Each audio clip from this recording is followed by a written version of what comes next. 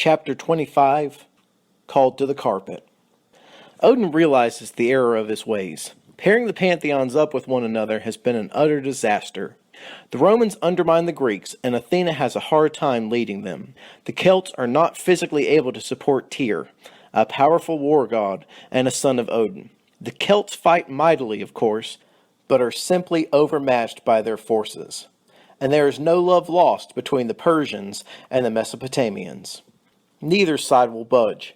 They simply will not work together. Once again, Odin calls on the severed head of Mimir. "What am I doing wrong?" Odin asks of the disembodied Mimir. On the smallest of scales, the Greeks must take control of the Romans, even if it means splitting them apart. Let the Romans handle the smaller front. They should be capable of handling that. The same must be done with the Persians and Mesopotamians. They cannot fight as a unit, but there are smaller battles their forces can engage. "Can the Mesopotamians fight alongside the Greeks?" Odin asks in earnest. Need I remind you of the Trojan War? Old wounds heal slowly. Odin nods. Mimir continues. The Celts can be a powerful ally, but they are without proper guidance. Tyr should be able to rally them. However, there is a missing component to our leadership. Freya, Odin concedes. Exactly. I cannot reach Zeus, but perhaps Poseidon and Athena have access to him. Or, Mimir suggests, control has been granted to Zeus's wife in his absence.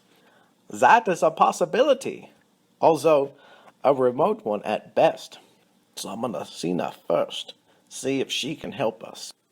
Athena is in battle as usual. She fights a pack of wolf gods. They surround her and take turns attacking. Each time she gets one alone, she slices its throat. The wolves whimper and fall back in the pack. Athena has a hard time killing them all. There are approximately 20 of them, but only 3 bodies. They are attacking with purpose, hoping to tire her out, and the strategy is working. She's only slain 4 of the large gray and black canines, but she has a rather delicious idea: to maim and not kill. The next wolf that attacks, she aims for the hindquarters, dicing off the tail and the left leg. The action has the wolves second-guessing themselves, but a particularly brave wolf leaps into the fray. Athena's sword immediately slices off a front leg. The other wolves change their tactics. They surround her and attack at once. This was exactly what Athena was waiting for. She spins, and her blade connects with most of the pack. Several are beheaded, the remaining scatter. Athena sits down amid the carnage. She is exhausted. The battles are getting more and more difficult. Being outnumbered grows tiresome. She needs rest. But what she really needs is a drink. Venus is sitting at Heaven's hotel bar. Ares is chatting her up. She notices Athena, but pretends to be oblivious. Didn't take her long to get over Apollo, Athena mutters. She considers approaching her, but decides that it is in no way worth her time. Besides, she might have to lower herself to speak to Ares. So, she heads over to Apollo's table, where Apollo is noticeably absent. Bacchus is sharing wine with Pan and Kyrene. All 3 are drunk, but not happily so.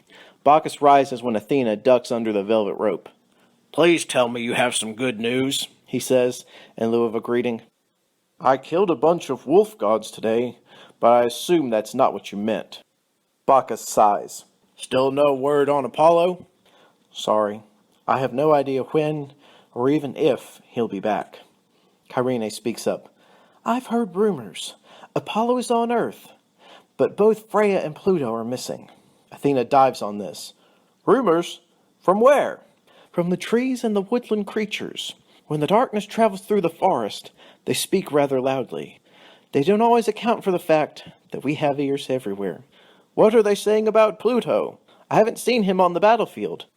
"That he is gone, similar to Apollo." Athena thinks. "Apollo must have vanished through a portal." "To Earth," Kyrene offers. "Perhaps. But there is no portal that Pluto could pass through, unless Poseidon is some sort of genius and duped him. But Poseidon wouldn't lower himself to that. He's brute force, not a trickster."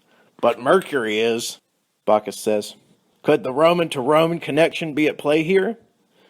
"Could Mercury lead Pluto to the Sphere Eternus?" Athena wondered out loud. I must say, I have my doubts, but anything is possible. This does bring up an interesting point, Bacchus says. Where exactly is the portal? Historically, it's been wherever Zeus wanted it. He kept it on Olympus, where he and Odin could best watch over it. But it's movable.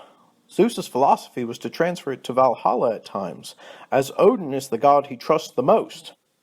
Given how angry Zeus has been with Apollo, it's possible that he could have moved it here to punish his son. Athena considers this. Very possible. In fact, as I hate to admit it, you may be on to something. Where's the portal now? Bacchus asks. It's on the ethereal plane, which makes me really miss Freya. We cannot defend it without her. Could Odin not move it? No. They both need to agree to it, and because Zeus is absent, the portal will remain where it is. Bacchus is more serious than ever. Who can use it? Only the chief gods, but generally Odin and Zeus must agree that interrealm travel is necessary. What if Zeus were absent? Who could use it then? Athena has a moment of clarity. Poseidon. He would have the knowledge. So this is becoming clear. Zeus punished Apollo. Odin sent Freya, presumably to rescue Apollo. And Poseidon banished Pluto. With Mercury's help, of course. Athena is shocked. Has Bacchus solved the riddle that had confounded her for so long? Bacchus, you're a mental virtuoso. I mean, who knew? I could kiss you. Bacchus grins. Well, by all means. Athena gives him a peck on the cheek. Not exactly the kiss Bacchus was hoping for, but he'd take what he could get. Bacchus thinks. Kyrene, you and I are going to take a little trip to Olympus. Why? Kyrene asked. We're going to convince Poseidon to send us to Earth. We're going to find Apollo and bring him home. Kyrene smiles. Yes, she squeals. Bacchus turns to Pan. You coming? No, he answers. I'm going to fight alongside Athena. You'd be surprised at the number of satyrs and fauns I can recruit. You want to see the darkness panic? I invented panic. Athena smiles thankfully. Athena receives word from Odin. To be honest, she doesn't really want to visit him. But when Odin calls, the wise thing to do is go immediately. She knew he had questions for her, questions she could not answer. The first question would be, where is Zeus? The second would be, who was leading the Greek delegation? Whether or not he should deal exclusively with Poseidon would come up as well. To make matters worse, Njord and Mimir were by Odin's side.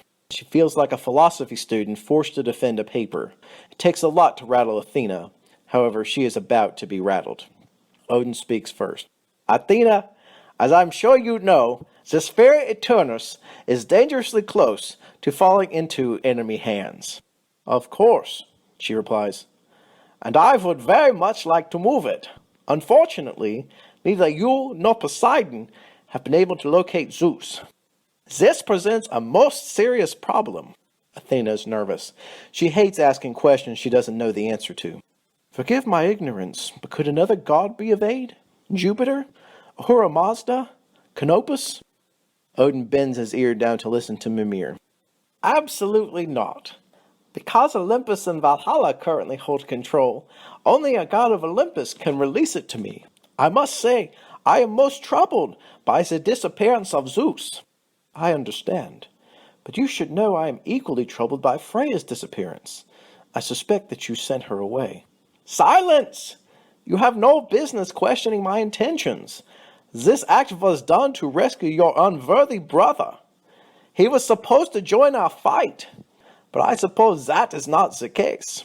He is purported to be on Earth, Athena said. Of course he is on Earth. Odin is seething. As is Freya. But without Zeus, I cannot bring either one back. Perhaps Poseidon could be of aid. He understands the portals in ways I do not.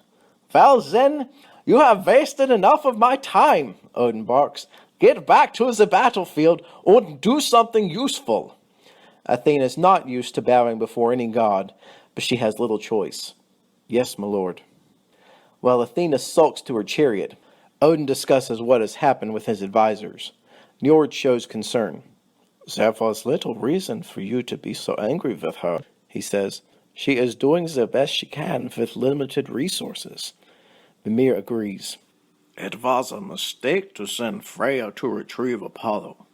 Her presence is needed now more than ever on the ethereal plane. Odin listens intently to the most trusted of his circle. You are both correct.